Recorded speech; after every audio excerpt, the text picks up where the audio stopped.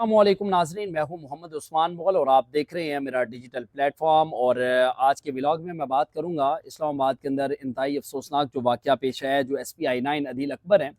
ان کی مبینہ خودکشی کو لے کر بہت ساری چیزیں جو ہے وہ اب منظر عام پر آنا شروع ہو چکی ہیں۔ بہت سارے ابہام تھے، بہت سارے ایسے سوالات تھے جن کے بارے میں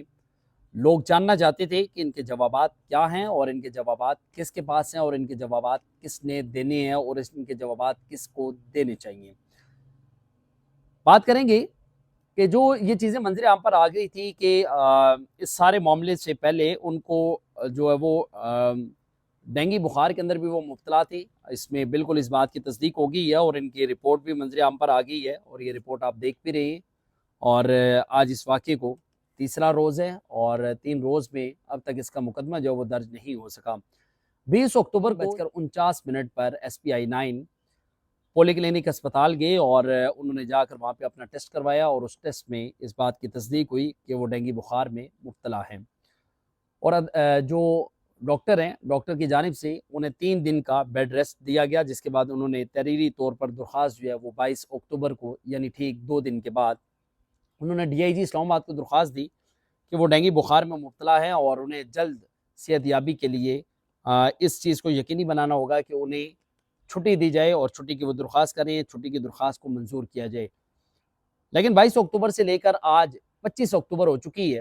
اس درخواست کو منظور کیوں نہیں کیا گیا، کس کی جانب سے نہیں کیا گیا، کس کے کہنے پر نہیں کیا گیا، اس کی بھی ابھی تک کوئی تحقیقات جو وہ نہیں ہو سکی۔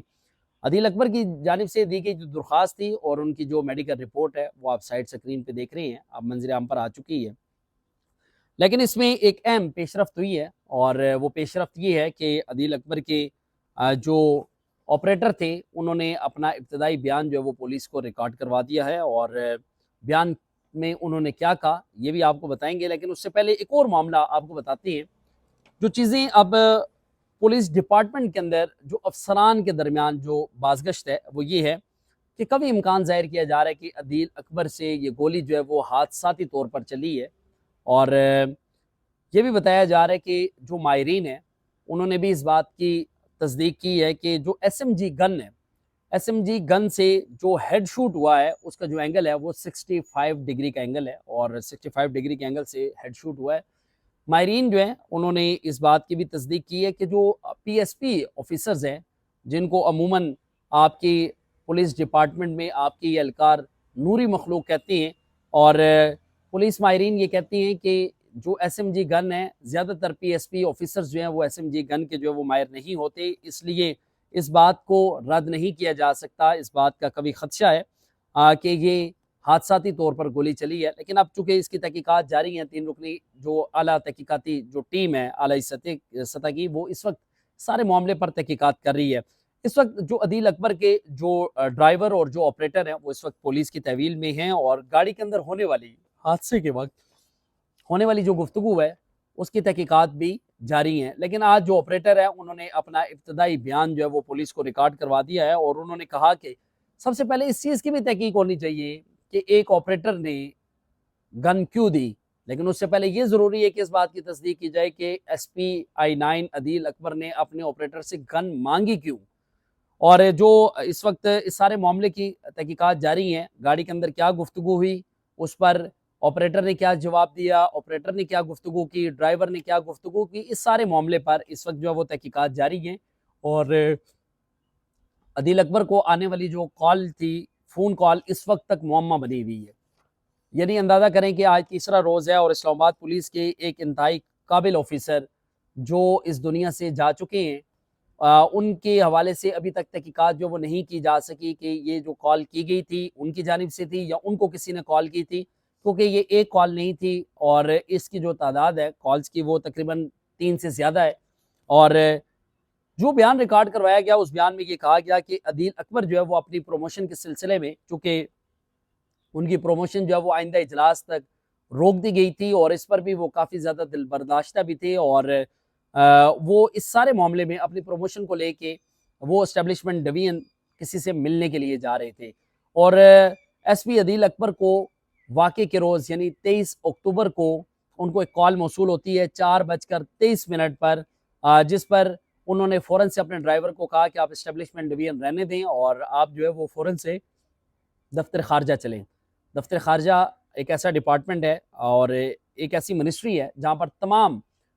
جو آپ کی دستاویزات ہیں، اگر آپ ملک سے باہر جانا چاہتے ہیں اور یا اگر کوئی بھی ایسی چیز جو دفتر خارجہ سے منسلک ہے تو اس کی دستاویزات ضروری ہیں۔ تو اس لیے جو ہے نا انہوں نے اپنے ڈرائیور کو یہ کہا کہ آپ جو ہے نا وہ دفتر خارجہ چلیں، اور وہ دفتر خارجہ گئے اپنی دستاویزات کی تصدیق کے لیے، اور پھر وہاں سے فوراً وہ واپس بھی آ گئی۔ کچھ دیر بعد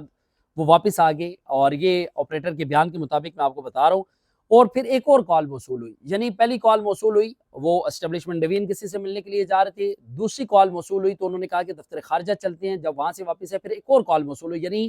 اس کے مطابق بیان کے مطابق یہ پتہ چلا کہ عدیل اکبر کو واقع سے چند لمحات پہلے ان کو ایک سے زائد یعنی 200 سے زائد جو کالز تھی وہ موصول ہوئی ہیں۔ جیسے ہی ان کو یہ کال موصول ہوئی، اور یہ نہیں پتہ چل سکا ابھی تک کہ وہ کال کس کی تھی، لیکن آگے ولاگ بھی چل کے بتاتی ہے کہ اسلام آباد پولیس کے افسران نے کس بات کی تصدیق کیا کہ وہ فون کالز کس کی تھی، لیکن آخری کال کا اب تک جو ہے وہ سراغ نہیں لگایا جا سکا۔ ایک اور کال آئی، اور اس کال کے بعد بتایا جا رہا ہے کہ انہوں نے اسلام آباد کا جو نجی ہوٹل ہے، چونکہ معاملہ جو ہے وہ سرینا کے باہر ہوا تو یہ سرینا کا ذکر ہے، سرینا ہوٹل کے باہر وہ رکے اور انہوں نے اپنے آپریٹر سے گن مانگی، یعنی آپریٹر یہ بتا رہا ہے کہ وہ اس ہوٹل کے باہر رکے اور انہوں نے مجھ سے گن مانگی، اور گن جو ہے وہ میں نے فوراً سے گن کی جو میگزین تھی وہ نکال کر عدیل اکبر کے حوالے کی، اور عدیل اکبر نے سیکیورٹی چیکنگ کے دوران مجھ سے پوچھا کہ کیا یہ چلتی ہے یا نہیں، اور اس پر میں نے ان کو جواب دیا کہ بالکل چلتی ہے، اور اس پر انہوں نے دریافت کیا کہ اس کا میگزین کہاں ہے، مجھے میگزین دو۔ انہوں نے پھر میگزین ان کے حوالے کیا تو میگزین میں جو گولیاں موجود تھی، جو بلٹس تھی، ان کو دیکھ کر انہوں نے آپریٹر سے پوچھا کہ یہ کتنی گولی ہیں، انہوں نے کہا سر یہ 50 گولیاں، اور اس کے بعد جو ہے وہ فوراً سے یہ انسیڈنٹ ہوا، جس کے بعد انہیں پہلے پولی کلینک اور اس کے بعد انہیں اسلام آباد کے پمز ہسپتال منتقل کیا گیا، جہاں پر ان کا جو پوسٹ مارٹم تھا وہ مکمل ہوا، اور اس کے بعد ان کی جو ڈیڈ باڈی تھی ان کی پہلے پولیس لائن ہیڈ کوارٹر منتقل کی گئی، اور اس کے بعد ان کے آبائی علاقے منتقل کی گئی، جہاں پر ان کے والد اور ان کے بھائی جو وہ پہلی دفعہ میڈیا کے سامنے بھی آئے، اور خیر انہوں نے گفتگو تو کوئی بھی نہیں کی اب تک، لیکن اس سارے معاملے میں ایک اور چیز بڑی حیران کن ہے، وہ چیز یہ ہے کہ عدیل اکبر کے گھر کے باہر پولیس کی بھاری نفری جو وہ تعینات کی گئی ہے، اور جو اہل خانہ ہے ان کو اس بات کا پابند کیا گیا ہے کہ آپ نے کسی سوشل میڈیا پلیٹ فارم پر کسی میڈیا چینل کو انٹرویو نہیں دینا، ان کے انٹرویوز پر جو وہ پابندی عائد کی گئی ہے۔ 22 تاریخ کو انہوں نے اپنے بیڈ ریسٹ کے لیے وہ تمام چیزیں جو ویسے ہے کہ اگر آپ چھٹی کے لیے اپلائی کریں تو آپ کو ضرورت ہوتی ہیں تو وہ انہوں نے اپلائی کی ہیں، اور ساتھ انہوں نے وہ اپنی میڈیکل رپورٹ بھی لگائی ہے، لیکن انہیں چھٹی نہیں دی گئی۔ تیسری بڑی وجہ یہ بھی ہے کہ ان کی پروموشن جو ہے وہ روک دی گئی تھی، اور پروموشن بورڈ کا جو آئندہ اجلاس تھا یہ اس تک کے لیے روکی گئی تھی، جس کے لیے وہ تمام چیزیں لے کر جو ہے وہ پہلے اسٹیبلشمنٹ ڈویژن کسی کو ملنے جا رہے تھے، اور اس کے بعد وہ دفتر خارجہ گئے اپنی دستاویزات کی تصدیق کے لیے، لیکن جو آئی جی اسلام آباد ہیں، آئی جی اسلام آباد نے یہ بتایا کہ ان کو پہلی کال جو تھی وہ اسٹیبلشمنٹ ڈویژن سے موصول ہوئی، جو دوسری کال ہے وہ ایک اسسٹنٹ کمشنر ہے ان کی موصول ہوئی، جبکہ تیسری کال جو ہے انہوں نے جو پی آر او ہیں ان سے رابطہ کیا تھا، لیکن ابھی تک جو ہے وہ اس سارے معاملے پر اسلام آباد پولیس کی جانب سے ابھی تک کوئی چیز سامنے نہیں آئی، نہ ہی حقائق جو ہے وہ سامنے آئی ہیں کہ اس معاملے میں اصل حقائق کیا ہیں، اور اس معاملے کو مبینہ طور پر خودکشی کا رنگ دینے کی کوشش کی جا رہی ہے۔ جو تفصیلات معلومات مجھ تک پہنچتی رہیں گی اپنے ولاگ کے ذریعے آپ کی گوش گزار کروں گا، اجازت دیجیے گا، اللہ نے کے بعد۔